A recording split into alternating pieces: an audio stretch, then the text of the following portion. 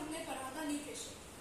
Nutrition में हमने पढ़ा था कि हम बाहर से फूड, जो प्लांट्स या फिर अदर एनिमल्स से फूड लेते हैं ताकि हमको न्यूट्रिएंट्स मिले, और वो न्यूट्रिएंट्स यूज होता है एनर्जी लिबरेट करने के लिए।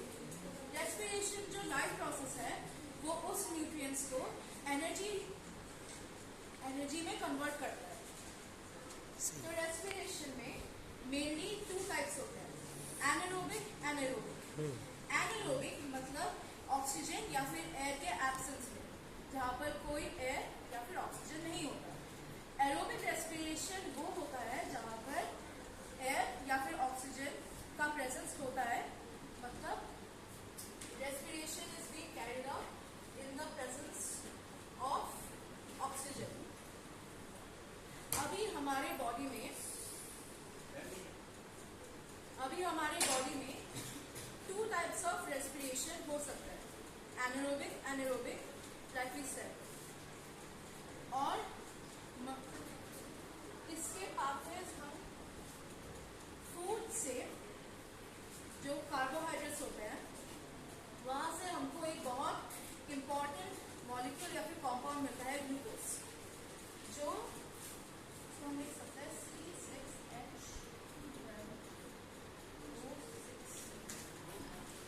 ये जो ग्लूकोज हमारी बॉडी में आता है तब हर एक सेल में जाके साइटोप्लाज्म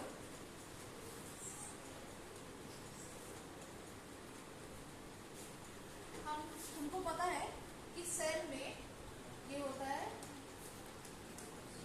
न्यूक्लियस, ये होता है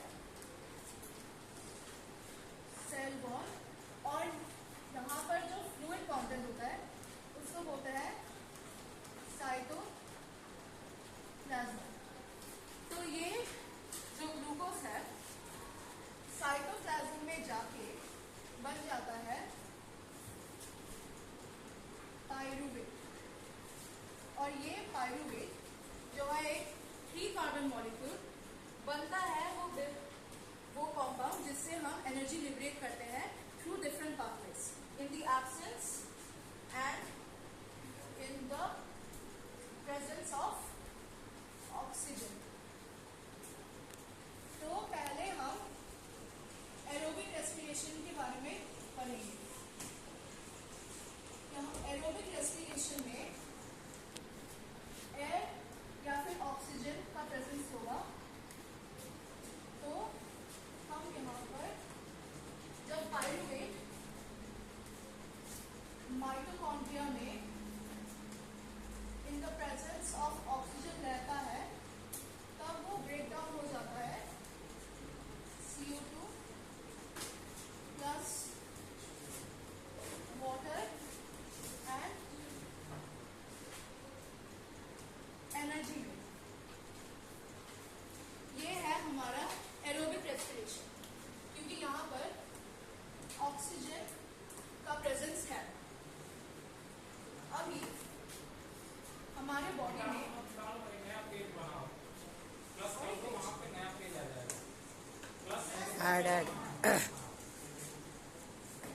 अभी हमारे पास और एक पाथवे है एनारोबिक रेस्पिरेशन, जहां पर ऑक्सीजन नहीं रहता।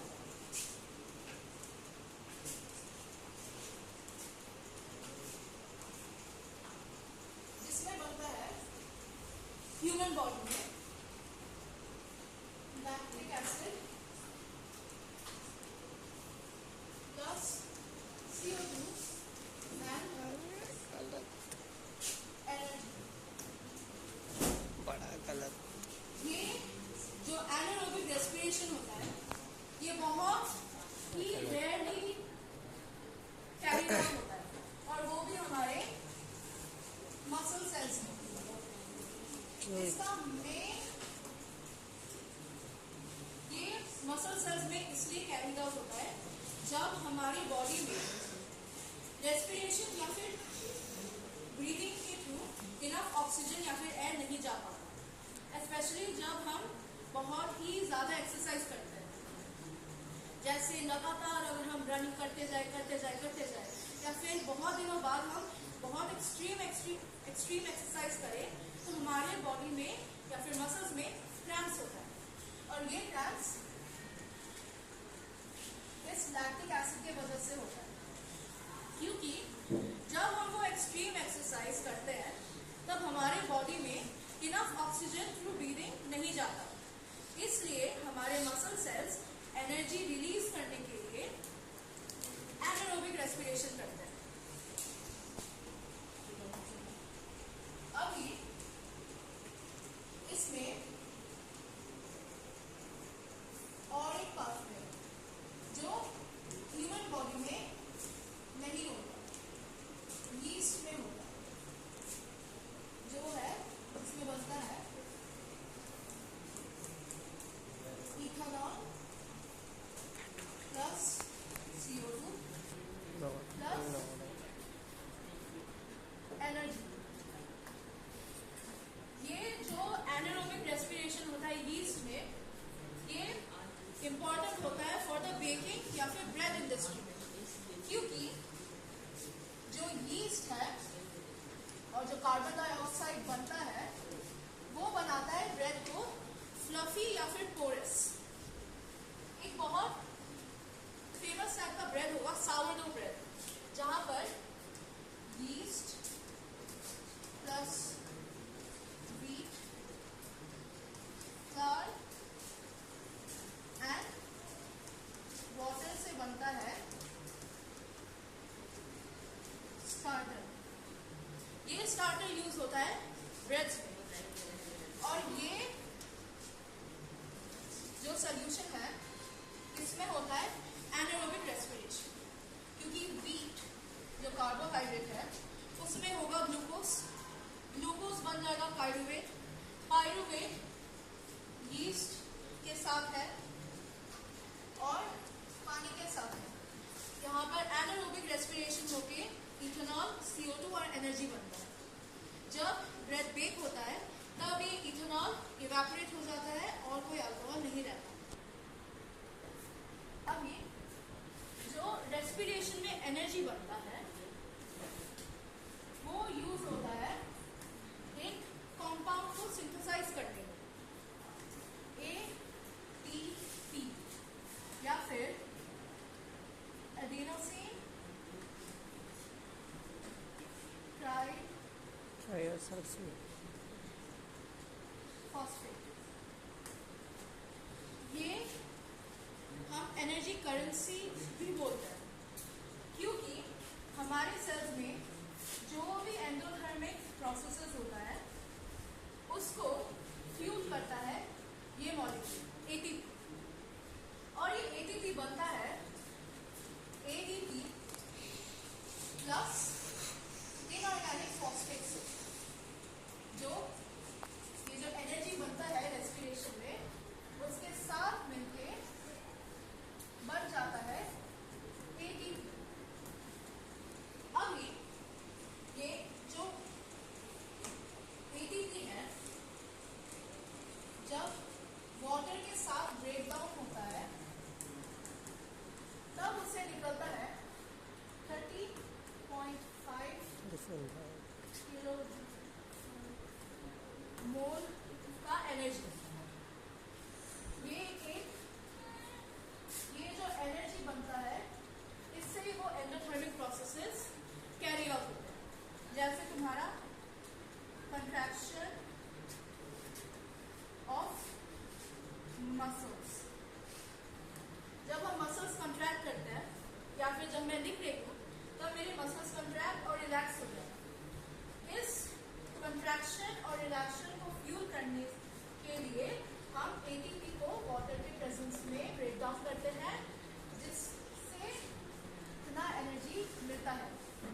अभी एक नोट के लिए बात है, एनारोबिक रेस्पिरेशन में बहुत कम अमाउंट ऑफ एनर्जी मिलता है, एरोबिक रेस्पिरेशन में बहुत ज्यादा। तो एनारोबिक रेस्पिरेशन में ATP कम कन्वर्ट होगा और एरोबिक रेस्पिरेशन में ज्यादा। अभी रेस्पिरेशन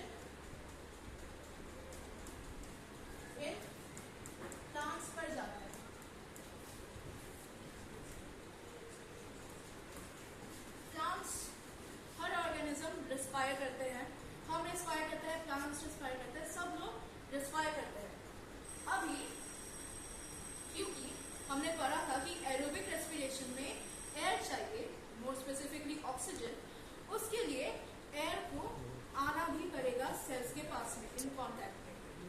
अब इन प्लांट्स में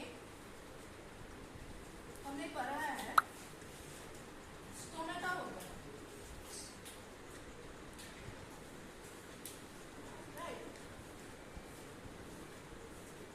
इन स्टोमेटा से जो गैसेस एक्सचेंज होता है उससे प्लांट के हर सेल में ऑक्सीजन या फिर एयर चला जाता है। पर हम ह्यूमंस हैं, हम प्लांट्स नहीं हैं, तो हमारे में हर सेल के पास ऑक्सीजन नहीं जाता, इसलिए अलग अलग एनिमल्स जिनके पास ऑक्सीजन नहीं जा पाता थ्रू डिफ्यूजन अलोन, उनके पास अलग ऑर्गन्स होते हैं, अलग टिश्यूज होते हैं जिससे एयर हर सेल के पास जा सके।